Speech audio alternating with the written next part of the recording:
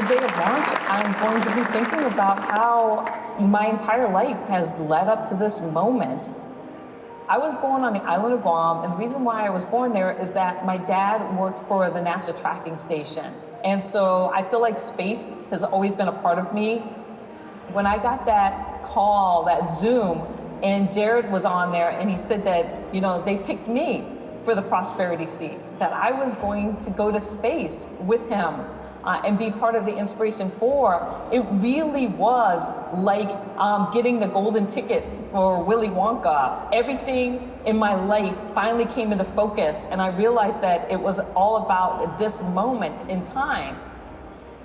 I won the Prosperity seat for Inspiration 4, and I did that not as a geoscientist or an explorer or an analog astronaut, which are all on my resume. I actually won this as a poet and an artist. We are striving for that Star Trek generation, that idea of a just, equitable, diverse, and inclusive space, or a Jedi space. I'm gonna be the first Black female pilot of a spacecraft ever. And to me, that just blows me away. And I want to encourage the next generation to dream that this is possible. And a Jedi space, that's what that's about.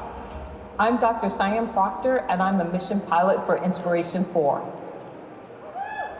Ladies and gentlemen, please welcome geoscientist and astronaut, Dr. Sian Proctor.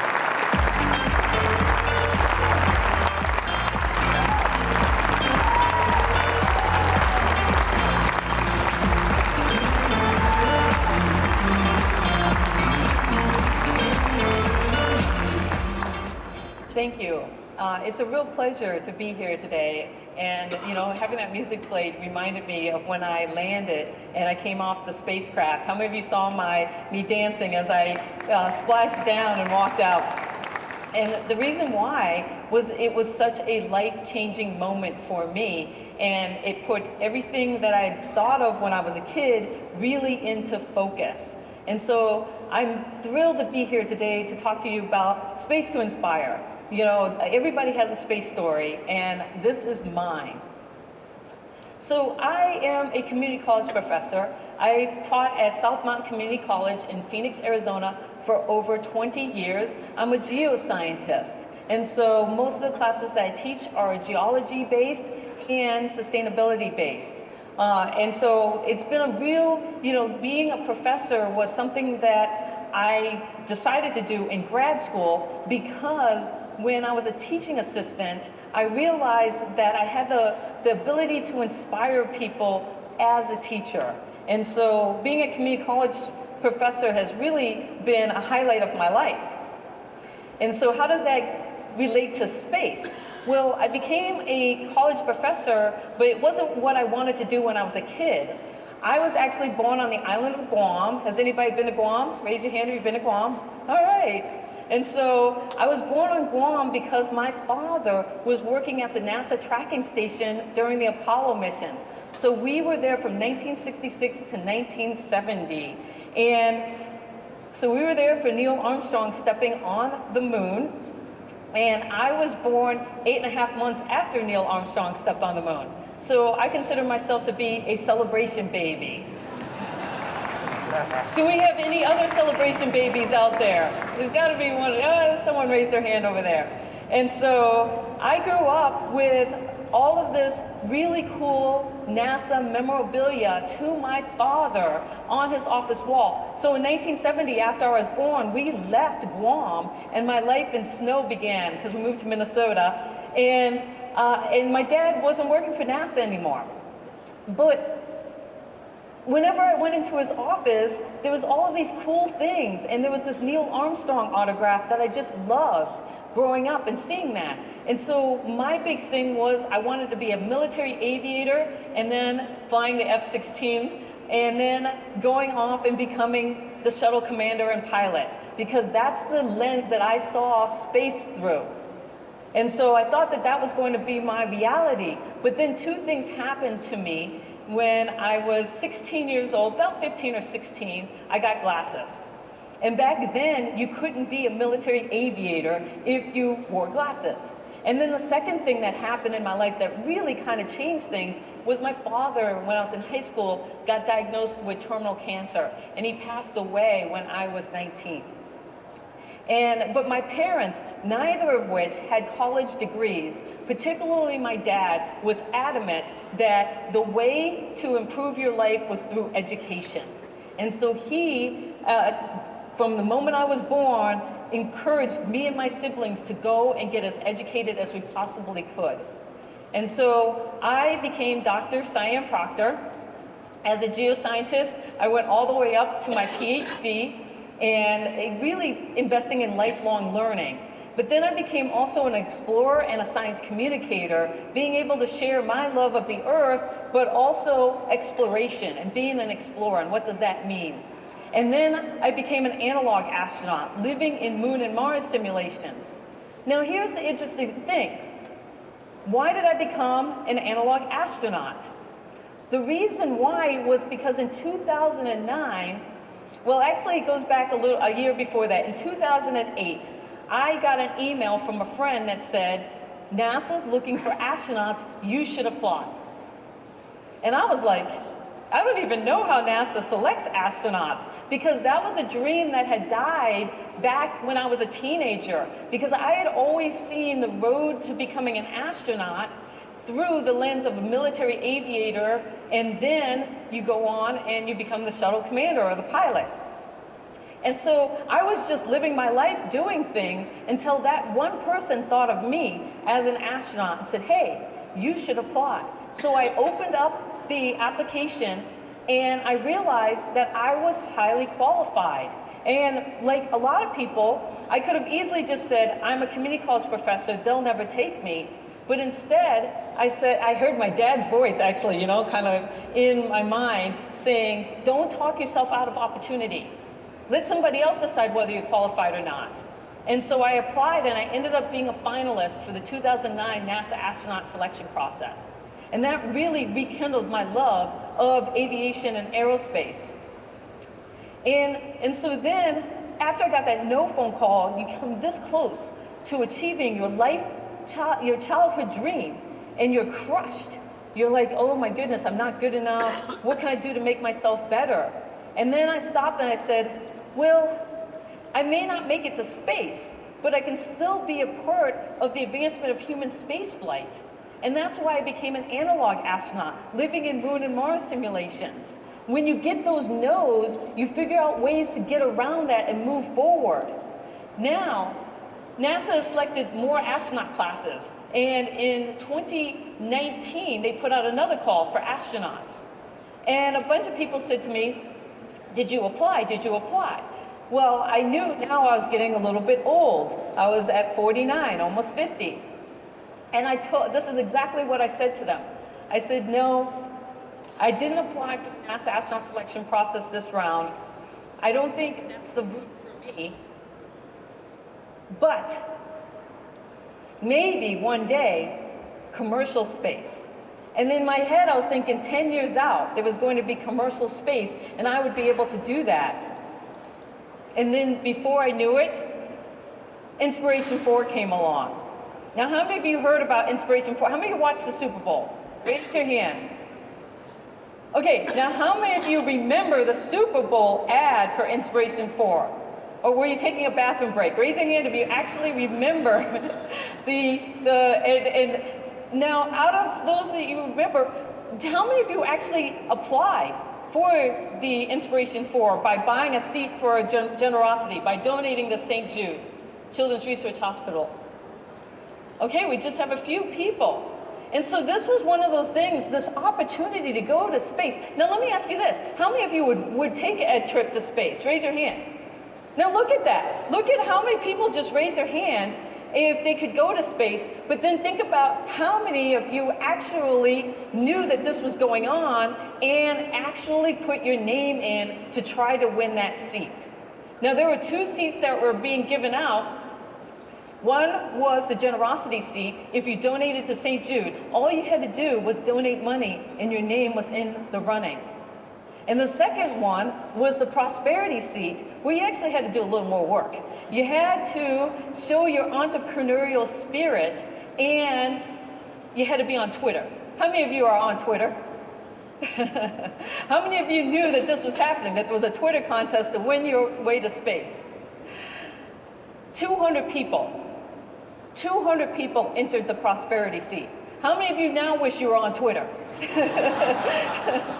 A 1 in 200 chance to go to space. When will that happen again? And so luckily, I've been on Twitter since like 2008. I'm an early adopter of technology. But, and so I saw somebody, I didn't see the Super Bowl ad. I didn't even know. But I had friends who told me about the generosity seat. And I was like, okay, I can give money. But then I was on Twitter and I saw another person's video. And I thought, wait, there's another seat? And then I did some digging and I was like, oh, okay, I can do this. You had to show your entrepreneurial spirit. And I was like, all right, I just became a space artist during COVID. That's another whole story of how you become a space artist during COVID. And I thought, well, I will show my entrepreneurial spirit through that. And luckily, out of 200 people, I won the prosperity seat. Now, that was in the beginning of March. Thank you. So imagine you find out that you're the winner, that golden ticket, that Willy Wonka moment, and then they say, okay, you, Jared said to me, I think you would be the perfect person to be my mission pilot. And if you've seen the Netflix, I started crying. I was like, oh my goodness, I can't believe that you want me to fly a Dragon capsule to space. I'm like, I don't even know how to do that, but I'm willing to learn. And so one of the key things that made me unique about applying for the prosperity seat is that I could have said I want to go as a geoscientist. I want to go because I was almost a NASA astronaut. But instead I said, you know, I just became a space artist. And I think that you need to send an artist and a poet. And in my mind, I kept thinking about the movie Contact. How many of you have seen the movie Contact? That moment when Jodie Foster's floating there and she says, they should have sent a poet. And I thought to myself, I've been a scientist. It's always going to be a part of me. But what about this art side? What about the humanity side of space? And so I was able, that was a picture of my art there. And I was thinking, okay, if I can go as an artist and a poet, what does that mean for me when it comes to representation and why representation matters? There have only been 4, well, before me there were 3 black female astronauts. The 3 that are shown on the screen here. Dr. Mae Jemison was the first. And when you think about representation matters, 3 in the history. And then I became number 4. And so when I think about the fact that there have not been a lot of people to space, but there's not been a lot of people of color who have gone to space, and what does that mean? And then when you think about becoming the pilot of the spacecraft, had I gone a traditional route of NASA, there was probably no chance that I would have ever been assigned as the pilot of the spacecraft. But through the civilian lens, I was able to not only go to space and become the 4th black female to do so, I also became the first black female pilot of a spacecraft in human history as a result of that.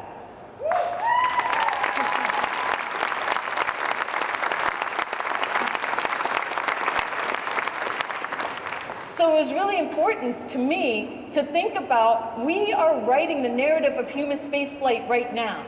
We are deciding who's going and who's not. We're deciding what that's going to look like culturally through the art and the poetry and the writing and the pictures and everything that we're doing as we advance human spaceflight.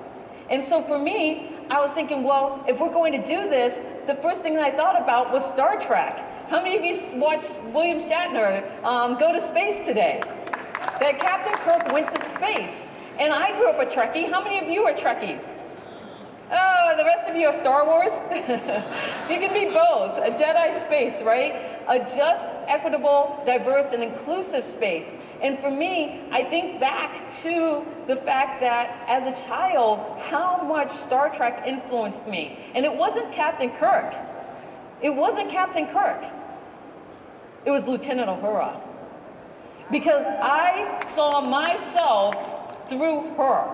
I saw myself being able to go through space through her as a little girl, and that matters. And so I was able to go through this amazing astronaut training over the past 6 months. We did crew cohesion, we did flying. Being Jared Isaacman's pilot has been the best experience of my life, because he is such a good seasoned pilot himself, and I learned so much just flying across country with him, and then also in the simulation and training. But what was the best part about going to space? People ask me, what was it that you loved the most? You guys can probably guess. It was the view. When we opened up that cupola, and what most people don't realize is that you could slide up into it, and when you did, I gasped because you could see the entire sphere of the Earth. But you could also see things like the moon. And in that photo, do you see the moon? The moonrise from around the Earth was amazing. It was such a breathtaking experience. And then the views of our planet. We joked that every time we saw land, we were normally over Australia, but we did catch a little bit of South America there. But just the amazing colors. It was a portrait in motion for me. Things like lightning in space and our cities lit up. All of the white dots that you see, that's lightning going off as flashes. And then that yellow hue of us, humans living on our planet and working. And here we are in space, living, working, and playing.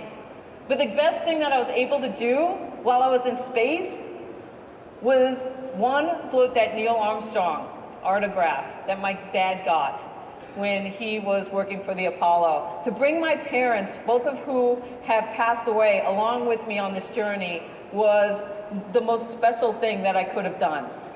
And then I got a chance to paint in space, which was also an amazing experience as an artist. And so when I think about space in the old way, I think of exclusive and competitive. And then when I think of new space, this new way, it's inclusive and it's complementary as we strive for this Jedi space, right? This just, equitable, diverse, and inclusive space that we all want. And I just want to leave you with a couple of thoughts. One is the Netflix series. If you haven't seen it, raise your hand if you've seen it. Okay, there's a few people who've seen it. I encourage you to watch it because it really shows our journey from the beginning all the way to the end and splashdown. And spoiler alert, for those of you that haven't seen it, we made it. We were successful because we know we always hold our breath, right? When anybody goes up, how many of you watch that and you're like, oh my goodness, I hope this works out okay. He's 90, right? We were thinking that, right? Oh, you know? And so it was this 6-month journey from selection to orbit. And to me, that's a testament to where we're going in the industry when we think about access and opportunity. For all of you that raised your hand and want to go to space, don't give up. Because if I could make it at 51, you can make it at whatever age you are. So keep hanging in there. And use your unique space to inspire those within your reach and beyond. Thank you.